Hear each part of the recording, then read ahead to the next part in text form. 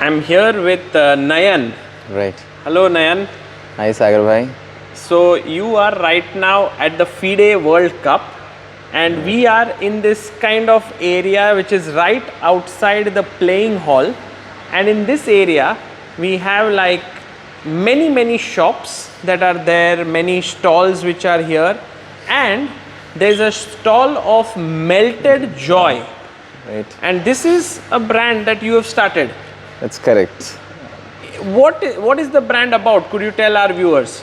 Yeah, so this is a dark chocolate brand at this point in time, and we make chocolates which are portion controlled, which are less than 75 calories, very high in antioxidants, and that's why we claim that they can be a brain food for chess players. So is this one of the boxes? Yes, these are one of the boxes. I'll give you a box here. So I think this is your favorite box, the cashew and raisin dark nectar, the one that you love. Right. So you want me to show you the pieces? Yes, it would be nice to have a look. And I'm also very curious that you are here at a chess event. How did this come about? But first, let's have a look at the chocolates here. Right, so these are the chocolates. These are individually portion sized at 13 to 16 grams at this point. And also we actually send a card to everyone with every box, which says that ideally 1 to 2 packs of or 2 boxes, two chocolates are just the right proportion. If you consume more than that, it basically means overconsumption of calories. So there are 2 reasons. I mean, the main reason behind starting the dark chocolate thing was basically to make people understand the concept of portion control. Right now, I think everybody talks about no added sugar, but very few actually talk about calories. So usually a normal bar of chocolate will have, somewhere around 80 grams. And that will deliver 500 to 520 calories, which ideally, if you look at it, could possibly be 1/3 of a person's daily recommended calorie intake. So basically you are having 1 bar which is equivalent to maybe a breakfast or a lunch or a dinner. So ideally you skip everything else and have just 1 bar. So that's why and people sometimes get confused as to how much. They don't have the answer to how much. So this is the answer to how much. So we pack it in how much. Each piece is how much calories? So we have like 4 different variants, and each of them are less than 75 calories at this point. For one particular serving. So you recommend that 1 to 2 servings. 2 servings are more than enough. More than that can be overconsumption of calories. But then your point is that when chess players could go to a game, right, they could have this absolutely as something that gives them energy. Right. So from that angle, for chess players, how it comes in very handy is basically it is very high in antioxidants. So when the players are playing during a match, the tension is high, the stress levels are high, so they usually have an acute inflammation, and antioxidants and flavonols are very well established that they help in reduction of your inflammation, and also with helps in cognitive performance. So when you have our chocolates which are tested for all of these things, they will see a enhancement in their performance, in their cognitive abilities during that period when they're playing the sport. And also our chocolates are glycemic index tested, so we know for sure that if you consume our chocolates, you will not get a sugar spike and then a crash, which is one of the very important factors when it comes to your sport of chess also, because if you get a sugar crash, then you tend to feel low. Your brain will not function at its optimum because your mitochondria will not be able to generate as much energy as required for the game. So that's the reason why this chocolate is a perfect fit for a lot of athletes. Very interesting. And firstly, my question is, how did you get into chess? Because you are someone who is outside the chess world, right? You were doing something else? Can you tell us, before this launch of chocolates, what were you doing? Right, I was a software engineer for almost 12 years. I have worked for companies like PhonePe, Microsoft, Adobe, before I actually completely transitioned to this. But the fact is that I have always been extremely interested in nutrition and fitness. This has been something that I have been doing for almost like 13-14 years. And I also started playing badminton at the age of 27. So I have done that consistently. So I think that was one of the reasons. And then I think I was kind of fed up with seeing people consuming a lot of junk chocolates, a lot of chocolates made with hydrogenated oil, palm oil, and all these emulsifiers. So a lot of stuffs that are not generally healthy for them. So you said, let me start my own brand. So we decided to start our own brand, yes. That's actually a very bold decision, no? To make a chocolate must not be easy. That is true. Yes, I mean, it was very difficult in the sense I had like zero idea about how to make chocolate. So I decided, what I started doing is I would get these chocolates from the market and then melt it, and then add whatever I had to add in them, like cashews and raisins and all of that, and then I would refrigerate it and then try to consume them. Oh. But then I started realizing that when you leave it out in the open for some time, the chocolate actually melts. It does not stay like a solid chocolate as you actually get in the market. So then we had to do a significant amount of research to understand how to make chocolates. We had to understand the concept of tempering and then all of those things. And then, yeah, I think it was a good 4 to 5 months journey. We purchased our own machineries, and then basically the miniature version of the bigger commercial machineries, and then we started figuring out things. It started falling into place, and yeah, here we are, like after 4 or 5 months of deep research and deep understanding and playing around a lot. And one very important point is I think there are very few brands currently out there who actually make chocolates with honey. Considering the fact that honey has a higher moisture content than all the other sweeteners in the market, we had to do additional trial and errors to figure out what would be the right temperature and all of those things to get the algorithm right, is what I would say. So yeah, I mean, that's how it all worked out. And right now our chocolates are being loved by all of the grandmasters also. So that was another. Did you share it with players here? Yes, I have shared it with Vidit, Arjun, Prag, even Gukesh. So all of them have had the chocolates. They have apparently loved them. I think Vidit used them during the tournaments, and a few other grandmasters also used it during the tournaments as their snacks. And they have said that they never felt a sugar crash, and they had decent amount of energy. We were giving it as prizes for asking questions in the fan zone. Right. And we were also eating it for our own energy while commentating. So you were part of this World Cup, yeah? Absolutely. It was You were here fascinating. from day one. Yeah. We were here from day one. We did not know whether we would get a stall at all, but we just came over here. The biggest reason was that the players loved it even before we came here. So we kind of had that confidence that probably we'll take it somewhere, and I'm sure the other players will also love it, and that's exactly what happened. One person through whom I got to know about your chocolates is Ashwin. Ashwin, right? I'll have to stop you and give a special mention to him, because he has been like our guardian angel and my godfather, to be honest. I call him godfather, and I call you godfather too. But yeah, I mean, he is the reason why I think Melted Joy has become a part of the entire chess fraternity at this point. Amazing. There was one evening when I was having my dinner, I saw you talking to both Arjun and Prag.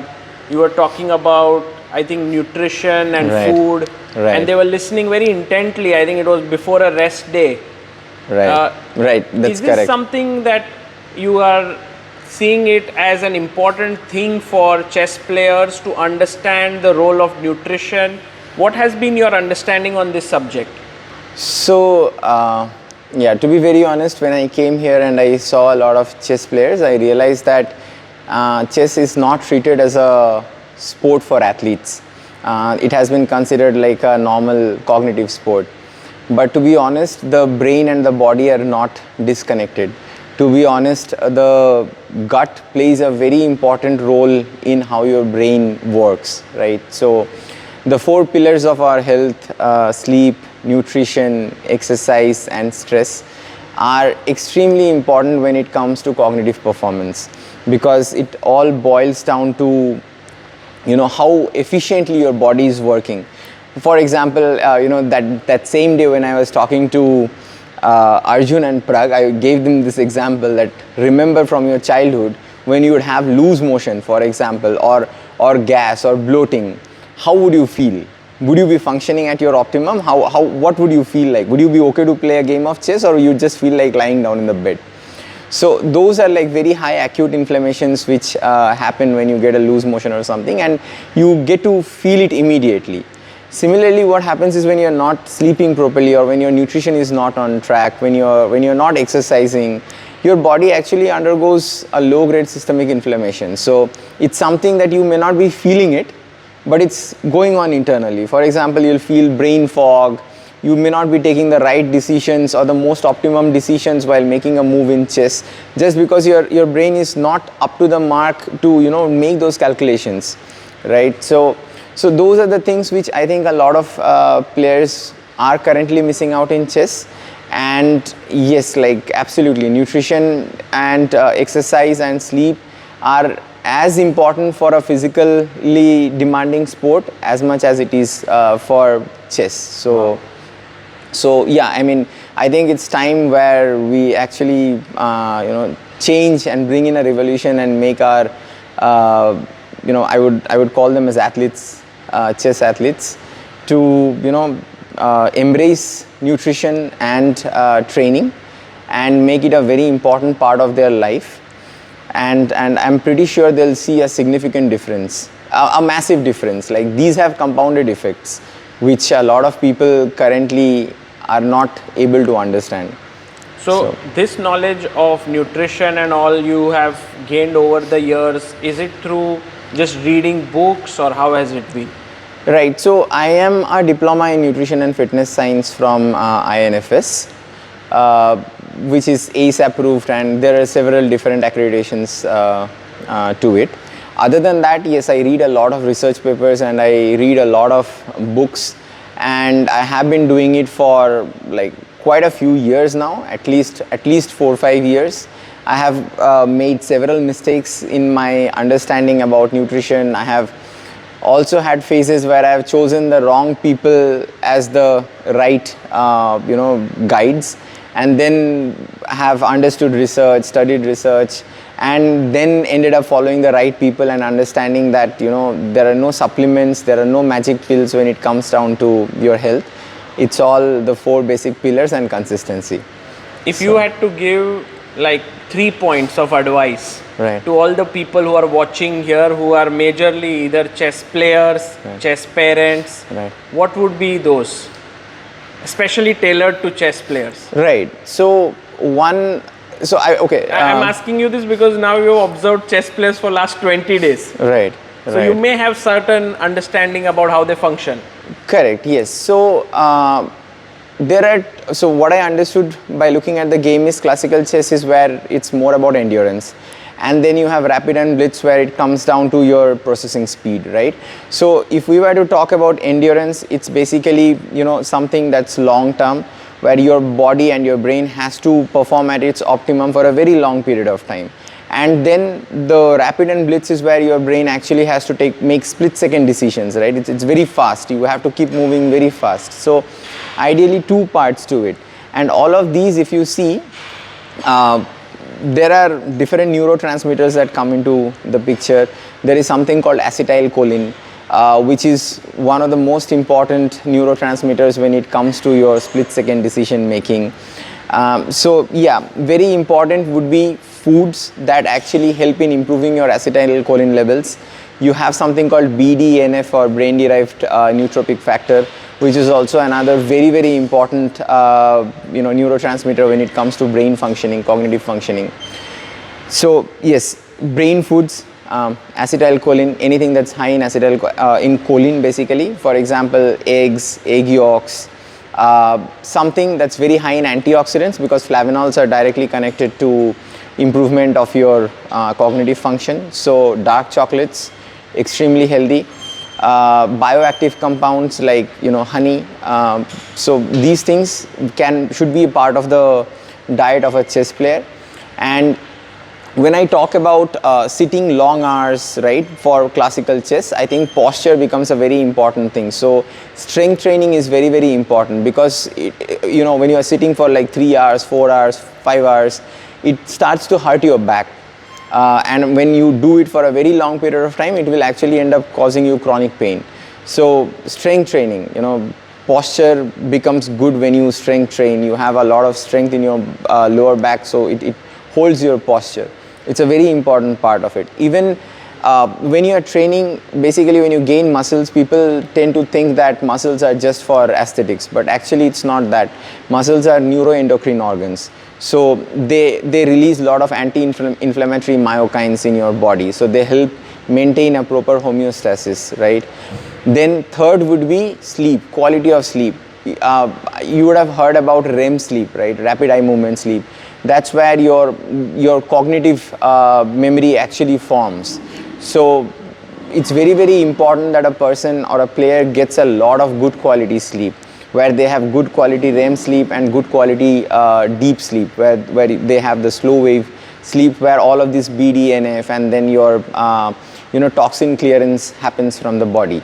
So getting 8 to 9 hours of sleep, consistent good quality sleep, strength training, proper nutrition. When I say nutrition, I'm not talking about supplementation. I'm basically talking about good whole food. So even when they are traveling to different countries, I'm sure they will have some sort of food which can still align with your normal diet. Yeah, maybe you may not get something like a dosa or something, or let's say sambar, but I'm pretty sure you'll get something which is made out of rice or grains, right? So try to depend more on whole grains. Or in fact, when you are in India and you know that you have to travel abroad somewhere for a tournament, you try to consume food at least like 3 to 4 weeks before you travel there, where the food matches the same kind of food that you have in those places. So that way your gut actually starts adjusting to the new kind of diet that you are going to have there. Also, after you wake up in the morning, sunlight is a very important thing. So that sets your circadian rhythm and will actually help you sleep better. So yeah, I mean, the 3 most important points would be sleep, strength training and nutrition. These are not just for normal or physical athletes. These are something that has to be done by even chess players. It's very, very important. And I'm sure a lot of people say that Magnus Carlsen, when you look at him, it doesn't even look like he's a chess player, because he's very strongly physically built. And if you see Magnus Carlsen's record over the years, I'm pretty sure you would understand why he's been so consistent. Right, so yeah, I think these are the 3 points that I would say. Talking to you, Nayan, I find this amazing that you have a lot of knowledge about this. Now you made a product, right, for with your chocolates, right, but you also sort of like chess. I love chess now. You are involved in it. Yeah, you are following the entire tournament. Absolutely. You stayed here for like 20 days. You will stay here till the end. Yeah, which is amazing. Thank you. Actually means that you can help some of the chess players to with nutrition and so on. So in case if someone wants to reach out to you, sure, can we give your email address or something in the description? Absolutely, yes. So then maybe they have some questions around it and you could help them. Totally. Yeah. Does that make sense? Most welcome. Yes, definitely. So we will put Nayan's email, and perhaps there could be some players who have some questions on their mind. Absolutely. And that could be very cool. And maybe this is your role in chess could be highly beneficial to some of the chess players. Yeah, I'd be more than grateful if I can have some sort of contribution to chess, and actually to the sports fraternity. To be honest, like I am extremely, I kind of love sports, like absolutely love sports. Be it badminton, football, whatever, cricket, any sport, and I have a huge amount of respect for every athlete who plays the game of sport. So I'm someone who has never used an abusive word against a Ronaldo or a Messi just because we have this Ronaldo versus Messi thing. I feel both of them are putting their 110%, and yeah, so I think it's just like, it's a different thing to be a Also, you are a strong badminton player. Yeah, I play in the 35 plus category now. So yeah, let's see how that goes. Like club level, or where do you play? Yeah, so I have played a few open masters tournament, national masters tournament, and I think I'll be playing ranking tournaments from this year actually. Wow. So And yeah, lastly, both state and nationals. I want to ask you, you spend a lot of time with some of the chess players here. Right. Vidit, Prag, Arjun, Levon. Levon a lot, yeah. Is there anything that you would like to share about any of them? Something that touched you, something that was special for you? Yeah, they're absolutely extremely humble, and you would never even feel like they're the world's best in their sport. They're so humble, so down to earth, so calm and so welcoming. To be honest, I'm in touch with Prag, Arjun, even Levon, and yeah, it's stunning. Like, I've been amazed by the chess fraternity, to be honest. Like, I never expected that there can be so much camaraderie between opponents also. Like, the most amazing thing is, like, two players, after they finish the game, they discuss their moves and all that, which is amazing. Like, yeah, absolutely amazing. Fantastic, Nayan. Thank you for your time. Thanks Thank a you lot. for giving us this background about Melted Joy chocolates, about yourself. I'll be putting the link for people if they want to get these chocolates from Amazon. I think they are available there into the description. Right. And also, I hope to see you at more events. Absolutely. And I hope to see Melted Joy becoming a very well-known brand in the world. That means a lot. Thank you. Thanks a lot, Sagar bhai.